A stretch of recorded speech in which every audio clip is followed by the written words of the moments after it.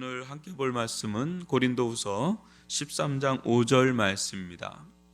제가 말씀을 봉독해 드리겠습니다. 너희는 믿음 안에 있는가? 너희 자신을 시험하고 너희 자신을 확증하라. 예수 그리스도께서 너희 안에 계신 줄을 너희가 스스로 알지 못하느냐? 그렇지 않으면 너희는 버림받은 자니라. 아멘. 여러분 계속해서 복음이란 무엇인가를 꽤 오랫동안 지금 진행 중에 있는데, 복음에 대해서 설명을 하다가 어느 순간부터 여러분들이 영적 분별 쪽으로 지금 많이 가 있어요.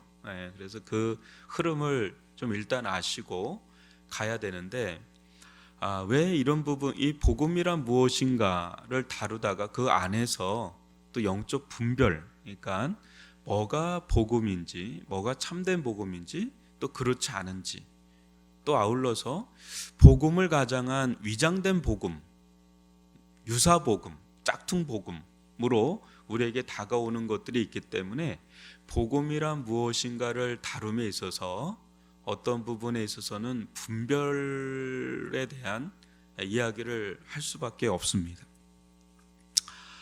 사도 바울도 우리 갈라디아서를 많이 다뤘었죠. 1장 6절에 보면 다른 복음, 그러니까 이게 다른 복음이 아예 다르면은 사람들이 알죠. 근데 비스무리하게 다른 거죠. 여러분 이단에 빠질 때도요, 처음부터 아예 다르면 거기가 이단인 거 대번에 알죠. 근데 뭔가 비스무리하다 끝으로 갈수록 달라지는 거죠. 근데 이미 물들었기 때문에, 미혹됐기 때문에 그거에서 빠져나오질 못하는 거예요. 그러니까 우리들 가운데 비스무리하게 다가오다가 변질되는 거예요. 그러니까 아예 다르게 다가와서 변질되면 이렇게 딱 경계를 하는데 그렇지가 않단 말이죠. 그러니까 되게 분별이 많이 필요하다는 겁니다. 오늘 읽은 이 말씀도요, 굉장히 중요한 말씀이에요. 성경에서 이 구절도 굉장히 유명한 중요한 구절들입니다. 여러분이 잘 아실지는 모르겠지만 지난주에 했던 설교들의 제가 인용 구절들이 대부분 다 주요 구절입니다. 신대원 준비를 하는데 저 같은 경우는 성경의 비중이 굉장히 크거든요. 신대원 시험 때. 근데 그렇게 준비를 많이 안 했어요. 안 해도 됐어요. 왜냐하면 성경 워낙 많이 읽고 들어갔거든요. 근데 왜 그러냐면 시험을 보면 중요 구절이 주로 나오는 겁니다. 물론 아주 풀지 못하게 구석진 데에서 나오기도 하지만 대부분 중요 구절이에요. 그래서 중요 구절만 우리들이 잘 터득하고 있어도 뼈대가 잡히는 거예요. 근데 이 구절도 굉장히 중요한 구절입니다. 여러분 우리나라가 지금 기독교 역사가 130-140년이 됐습니다. 이제 어느 정도 기독교 문화가 뿌리를 내리고 있다고 볼 수가 있어요. 그러니까 이 말은 그냥 교회에서 자라는 세대들이 있다는 거죠. 그러다 보면 어떤 일이 일어나냐면 믿음에 대한 이야기가 나옵니다. 그래서 서구라파도 역사를 보면 기독교 나라가 있어요. 기독교 국가들은 거기서 부흥 시기에나 또 거기서 특출난 그런 목회자들이 많이 일어나는데, 그때 그분들이 가장 많이 다루는 주제가 뭐냐면 구원 얻는 믿음입니다. 참된 구원 얻는 믿음, 이 부분에 대해서 가장 많이 다룹니다. 그리고 또 한 축에서 가장 많이 다루는 게 영적 침체. 여러분 참된 구원 얻는 믿음, 영적 침체, 이 두 가지 주제를 왜 많이 다룰까요? 역사적으로 이유가 있는 거예요. 왜냐하면 대부분 그냥 태어나자마자 그냥 기독교 국가니까 태어나자마자 기독교 문화권에 있는 겁니다. 그러니까 자기들이 구원을 받았다고 스스로 믿는 거예요. 그러다 보니까 목회자들이 볼 때는 아닌데 자기들이 맹신하듯이 믿고 있으니까 무슨 설교를 해야 돼요? 참된 구원 얻는 믿음에 대한 설교를 해야 되는 거예요. 칼빈도 그렇고 수많은 청교도들이 그렇고 그랬던 거예요. 그쪽에 대한 방대한 설교와 책들이 나오는 겁니다. 그래야 이들을 회심시키고 구원에 이르게 하고 변화시키는 그런 부흥의 역사가 일어나니까 이쪽에 대한 주제를 하는 거죠. 그리고 영적 침체라는 이유는 대부분이 또 교회를 다니니까 영적으로 축 처져 있는 이 사람들을 어떻게 회복시킬 수 있는가, 회복에 대한 영적 침체에 대한 설교를 이 두 가지를 가장 많이 하거든요. 근데 우리나라는 지금 130, 40년 되면서 어때요? 어느 정도 기독교 문화가 정착이 된 나라입니다. 이미 제3 선교지대가 아닙니다. 오히려 선교사를 파송하는 어마무시한 나라이기 때문에 무슨 설교를 많이 해야 되냐면 구원 얻는 믿음에 대한 설교를 많이 해야 되죠. 왜냐하면 그렇지 않은 이들이 교회 안에 있을 수 있으니까. 오늘 이 말씀도 너희 안에 믿음 안에 있는가, 너희는 믿음 안에 있는가 너희 자신을 시험하고 너희 자신을 확증하라, 이런 말씀을 던지는 거예요. 너희 믿음 안에, 이게 마지막이거든. 고린도 전후서의 마지막인데 너희 자신을 시험하라, 너희 자신을 확증하라. 믿음 안에 있는지 없는지 너희를 시험하라. 근데 이게 좀 부담스럽게 들릴 수도 있는데 이게 감사한 거예요. 마지막 날 가서 이거 아니면 안 되잖아요. 그죠? 그러니까 지금 아주 예리하게 자기를 시험해야 돼요. 지금 이 시대는 더 예리하게 시험해야 돼요. 아주 점검하고 시험하고 시험해서 확증을 해야 돼요. 내가 참된 구원 얻는 믿음이 있는 자인가.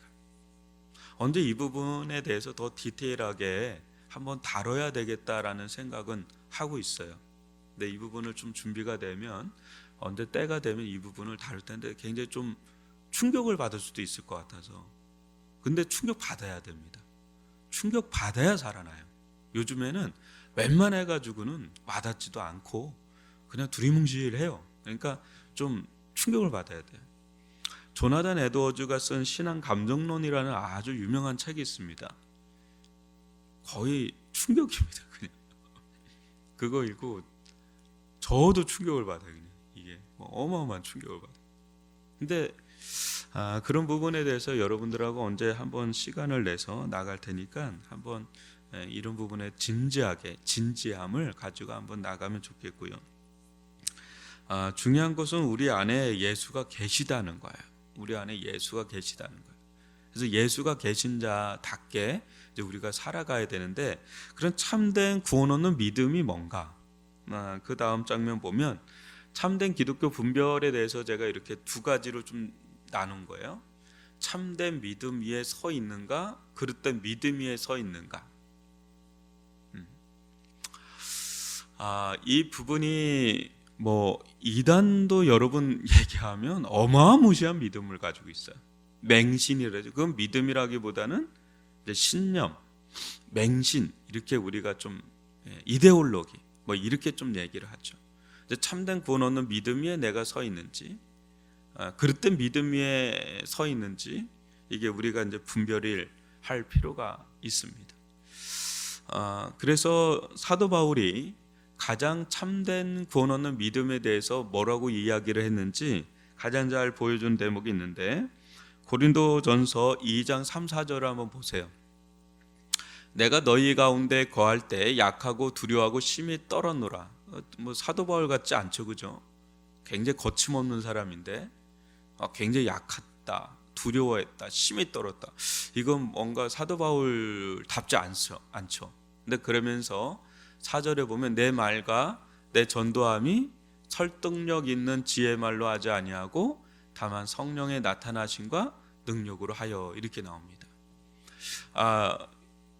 사도 바울이 고린도 교회에 들어갔을 때, 처음 고린도라는 도시에 들어갔을 때 내가 너희 가운데 거할 때 약했다, 또 두려워했다, 심히 떨었다. 왜 그랬을까? 우리는 좀 추측을 합니다. 어떤 분들은 아테네에서 고린도로 넘어왔을 때였거든요. 근데 아테네가 어떤 곳입니까? 아덴이라고 나오는데 아테네는 철학의 원산지죠. 철학의 본거지죠. 거기서 일종의 사역적 실패를 경험합니다. 왜냐하면 철학자들로 난무하는 곳이니까 거기서 변증적인 설교를 합니다. 그런데 그러다 보니까 이 사도 바울이 수사학적인 설교를 해요. 아주 미사여구가 있고 또 아주 유려한 그런 문장을 쓰고 이러면서 설교를 하고 전도를 했는데 별한 성과가 없는 겁니다. 그때 이제 사도 바울이 결심을 하고 고린도로 오는 거예요. 무슨 결심을 하냐면 내가 사람의 그런 걸로 하지 않겠다. 나는 오직 예수와 십자가의 복음으로 하겠다. 그렇게 결단하고 오게 되는 계기가 이 아테네 사건인데, 그래서 실패를 해서 약하고 두려워하고 심히 떨었다 그런 거 아닌가. 왜냐하면 고린도는 아테네보다 더 큰 도시고 향락의 도시고 쾌락의 도시고 막 이랬던 어마무시한 도시였거든요, 그때 당시. 그러니까 더 쪼는 거죠. 그러니까 부산에서 실패를 했는데 서울로 온 거예요. 서울 보고 더 그냥 기가 눌리는 거죠. 그래서 약하고 두려워하고 심히 떤 게 아니냐 이렇게 이야기하는 사람이 있는데, 그런 거라기보다는 사도 바울은 그렇게 두려워하지 않는 사람이에요. 갑자기 뭐 두려워하지 않던 사람이 갑자기 쫄고 막 이런 게 아니고, 실은 4절에 있는 거죠. 뭐예요? 내 말과 내 전도함이 설득력 있는 지혜의 말로 하지 아니하고 다만 성령의 나타나심과 능력으로 하여, 이렇게 나옵니다. 무슨 말이냐면 어쩔 수 없이 전도한다는 거는 말로 하는 거잖아요. 또 설득해야 되잖아요. 지혜를 해야 되고 지식으로 해야 되고 설득력 있게 해야 되고 막 이래야 되거든요. 여러 가지 이제 그게 들어가잖아요, 설교하다 보면. 근데 간혹 이게 잘못돼서 혹시나 사람들이 자기 이 카리스마, 그러니까 이 사도 바울이 가지고 있는 기본적인 카리스마, 또 말빨, 일종의 뭐 전문적인 용어는 아니지만 말빨, 너무 말을 잘하는 거예요. 너무 이 사람이 카리스마가 있고 막 사람을 휘어잡을 수 있는 뭐 아우라가 한마디로 있는 거예요. 막 그런 걸로 해서 사람들이 이렇게 끌려 모아지는 건 아닌가, 그런 걸로 해서 이렇게 딱 갖게 되는 일종의 믿음이 아닌데 믿음 비슷한 거, 그렇게 생겨난 믿음이 혹시 생겨나지는 않을까라는 두려움이 있는 거예요. 이게 굉장히 미묘한 겁니다. 그냥 딱 왔는데 이 목사님이 너무 카리스마가 넘치는 거예요. 그냥 막 휘어잡는데 그분이 하면 그냥 쏙쏙 들어오고 막 그러는 거예요. 근데 이런 부분은 충분히 다른 데서도 일어날 수 있는 일이잖아요, 그죠? 연설을 너무 잘한다든지 뭐 그렇잖아요. 허경영 이 사람도 추종자들이 있어요. 어마어마한 매니아층이 있어요. 근데 그런 사람들 얘기 들으면 혹 하는 게 있거든요. 이렇게 이게 아우라가 있어요. 뭔가 끌리는 게 있어요. 그런 사람들이 있어요. 일반 설교자가 아니어도 일반 대중 강연을 하는 사람이나 연설하는 사람 중에 그런 사람들이 있단 말이에요. 뭐 요새 이제 선거철이지 않습니까? 막 하잖아요. 이렇게 막 사람도 막 하고. 근데 진짜 연설을 잘하는 사람이 있어. 오바마 같은 사람들, 뭐 이런 사람들은 정말 말을 잘합니다. 근데 이제 목회자 중에서도 이제 이런 은사를 받은 분들이 있죠. 그 말을 하고 굉장히 설득력 있고 카리스마가 있고 끄는 힘이 있고 이렇게 해서 막 사람들이 막 모인다 그럴 때, 조엘 오스틴이 그런 사람이에요. 대단한 사람입니다. 거기 미국에 가장 큰 게, 제가 얘기를 했잖아요. 이거 할 때 조엘 오스틴, 그 사람은 존 파이퍼나 뭐 수많은 복음주의 계통에 있는 목사님들은 대담을 해요. 거기는 막 대담을 하는데 직접적으로 얘기해요. 당신 그리스도인 아니다. 막 TV에서 그냥 대담을 해버려요. 거기는 미국은. 그건 아닙니다 하고 또 얘기하고 막. 우리나라하고 분위기가 달라요. 그러니까 그럴 정도예요. 근데 사람들은 열광을 합니다. 너무 젠틀하고 영어 자체도 굉장히 유려해요. 그냥 쏙 들어와요. 이렇게 우리 뭐 네이티브 아닌 사람들도 딱 들으면 너무 이상 클리어하게 막 들려요. 세련되고 막 이래. 근데 사도 바울은 충분히 그럴 수 있는 사람인데, 뭐가 두려운 거냐면 그것 때문에 이 사람들 가운데 믿음이 막힐까봐. 참된 구원 얻는 믿음, 어떤 믿음이요? 성령의 나타나심과 능력으로 한 그 믿음, 그게 안 생길까봐 그거에 대한 자기가 거치는 돌이 될까, 그게 두려운 거예요. 물론 우리는 전도를 해야 되죠. 근데 전도가 이 사람들 가운데 믿음을 심는 게 아니라 전도는 하나의 수단이고 직접적으로 믿음을 심는 작용은 누가 하는 거예요? 성령의 역사로 되는 거죠. 그래서 5절에 보면 이런 얘기예요. 그래서 이런 얘기하는 겁니다. 한번 보면 5절을 보면 너희 믿음이 뭐래요?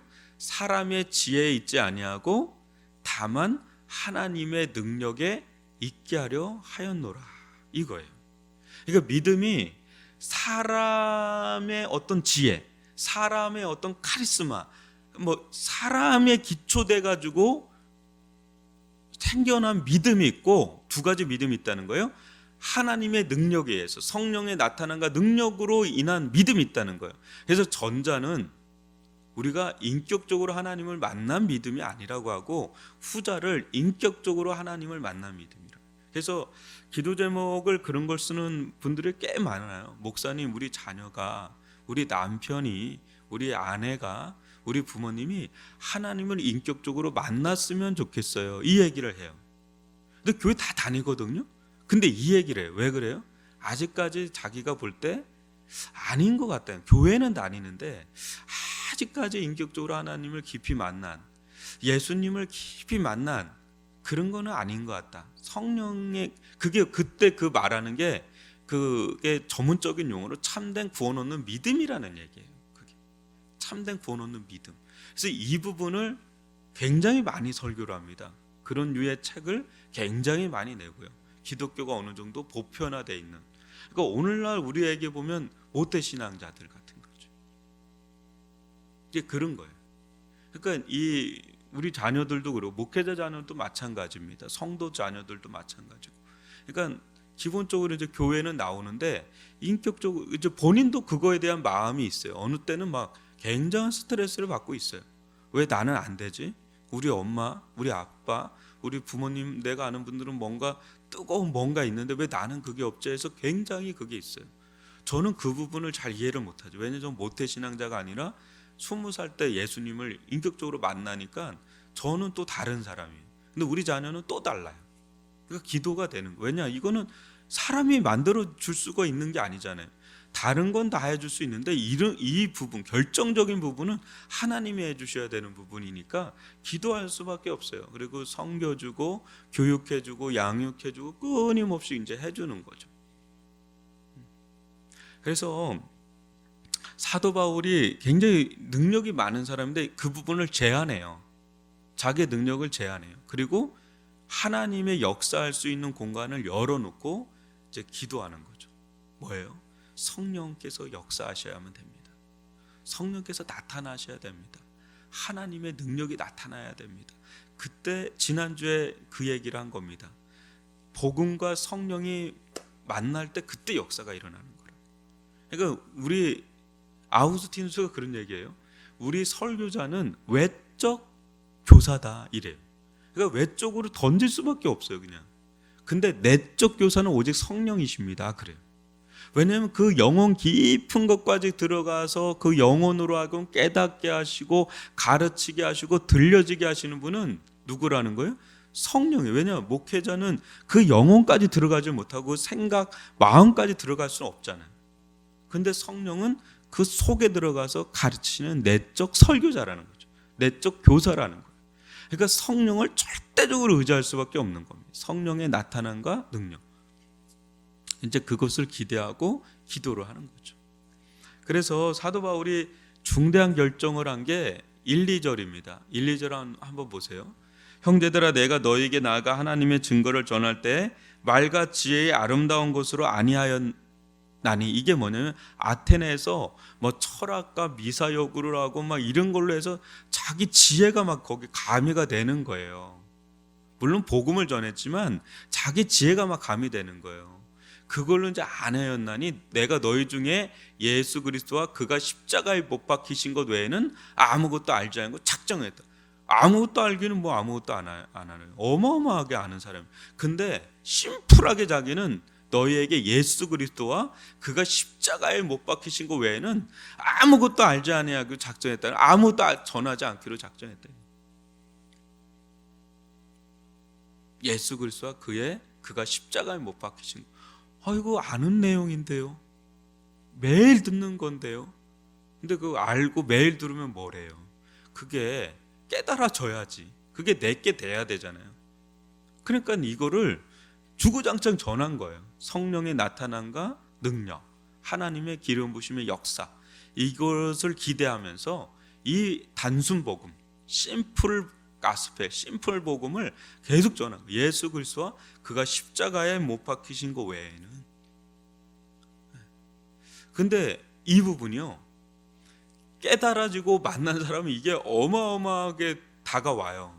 근데 그렇지 않은 사람은 매일 했던 얘기 또 하시네, 매일 얘기했던 거 또 하시네, 아주 질려버려 막 이러는 거예요. 근데 그건 모르는 얘기지. 이제 이게 깨달아지면 또 들려주세요, 또 들려주세요. 예수 그리스도와 그가 십자가에 못 박히신 것 외에는 저는 아무것도 필요가 없을 정도로 이것이 답니다. 예수 안에 다 있잖아요. 예수가 답이잖아요. 예수 안에 모든 게 다 들어가 있잖아요. 예수 안에 모든 게 다 들어가 있는 답이잖아요. 예수가 답이고 답 중의 답이 십자가니까. 실은 더 답 중의 답은 복음이에요. 왜냐하면 복음은 죽음을 전제로 하니까 십자가를 전제로 하잖아요. 그러니까 사도들은 십자가를 전한 적이 거의 없어요. 사도행전 보면 다 복음, 부활의 복음만 전해요. 왜? 부활의 복음을 전하다 보면 십자가도 자연스럽게 전하게 될 수밖에 없잖아요.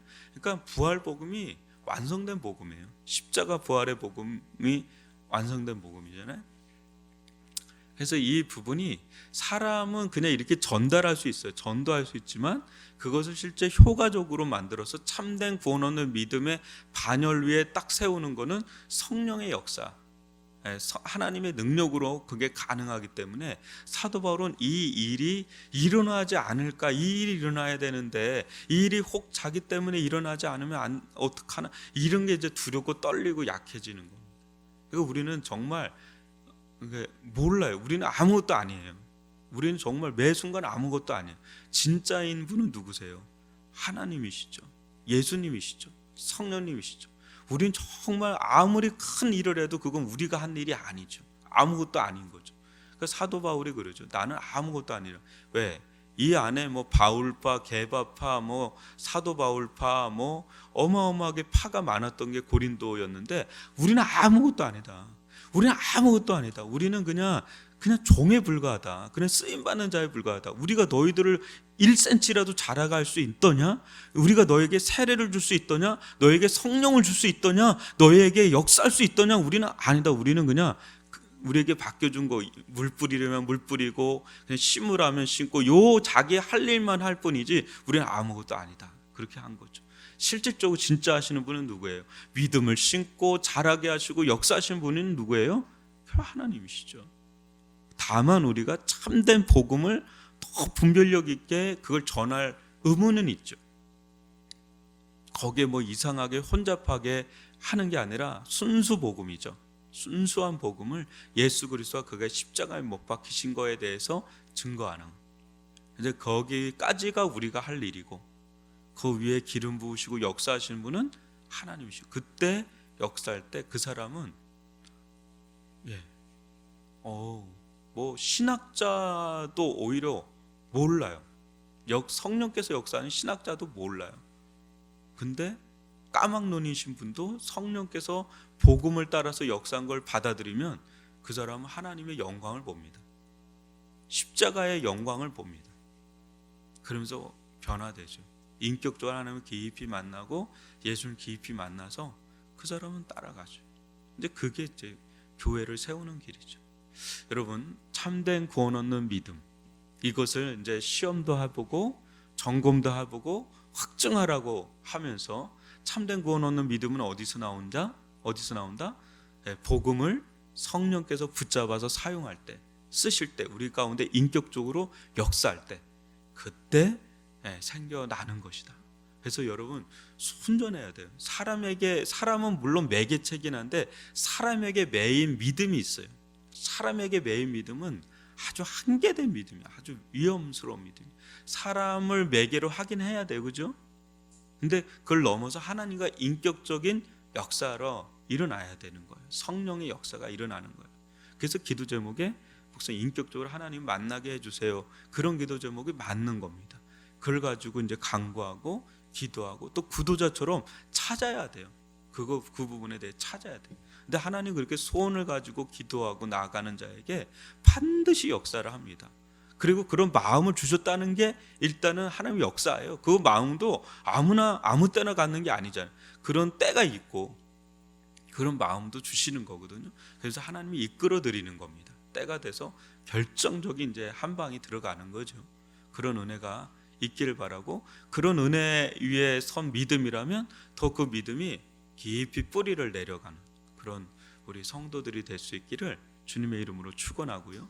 여러분 계속해서 들었던 말씀들을 또 들으시면 좋아요. 지난주 새벽에 설교했던 거 7가지 시리즈 한 번 들어서 다 소화한다, 그거 쉽지 않습니다.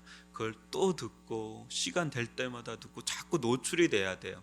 그럴 때 이게 물들어가요. 물들어가면서 어느 순간에 예비가 되면서 하나님께서 역사를 하실 때가 있는 겁니다. 그때를 우리는 기다리고 또 기대하고 소망하는 거죠. 오늘 참된 구원 얻는 믿음에 대해서 좀 다뤘고요. 내일부터 또 우리 가운데 엄청나게 변질적인 요소로 다가오는 그 한 축을 또 한번 다룰 텐데, 여러분들 보시면 내일 또 함께 다루면서 기독교, 참된 기독교 복음이 뭔지에 대해서 눈을 떠가는 그런 은혜를 누릴 수 있기를 바랍니다.